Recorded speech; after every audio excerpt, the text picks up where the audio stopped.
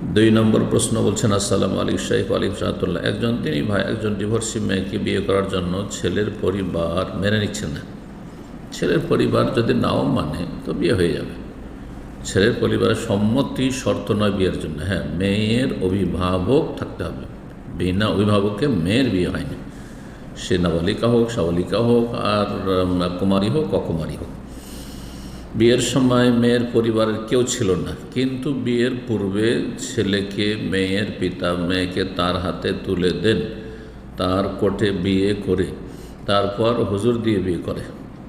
বিয়ের সময় অভিভাবক থাকলে হলো। আর বিয়ের সময় মেয়ের পরিবার কেউ ছিল না, এরকম কিসের বিয়ে হয়?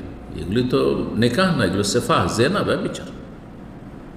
বিয়ের সময় মেয়ের পরিবারের অভিভাবক ছিল না, ও জানে না যে কখন বিয়ে হচ্ছে, এমনটা যদি হয়তো জায়েজ নয়। কিন্তু পরের কথাটা মনে হচ্ছে যে কোর্টে বিয়ে দেওয়ার সময় ছেলেকে মেয়ের হাতে পিতা, না মেয়েকে ছেলের হাতে পিতা তুলে দিয়েছে, এটা যদি হয় তাহলে সেটাই অভিভাবকত্ব। তাহলে অভিভাবকের মাধ্যমে বিয়ে হয়েছে, তাহলে বিয়ে শুদ্ধ।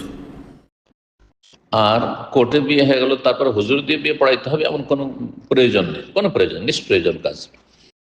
এখন তার কোনো ইনকাম নেই, অথবা ইনকাম থাকা সত্ত্বেও সংসার চালাতে কষ্ট হচ্ছে, এমন অবস্থায় তাদের সংসার চালানোর জন্য তাকে টাকা দিয়ে কি সাহায্য করা যাবে? সাহায্য করা যাবে, যদি কাফের মুরতাদ না হয়, মুশরিক না হয়, আর আপনার টাকা পয়সায় গুনার কাজে না লাগায়, তো সাহায্য করা যাবে। কারণ তাদের বিয়ে, আপনার বাহ্যিক প্রশ্ন থেকে যা স্পষ্ট হয়, বিয়ের সময় কোর্টে যখন বিয়ে হয় তখন অভিভাবক ছিল বা অভিভাবকের অনুমতি ছিল, বিয়েতে স্বীকৃতি ছিল, সুতরাং বিয়ে শুদ্ধ। আল্লাহ তাআলা।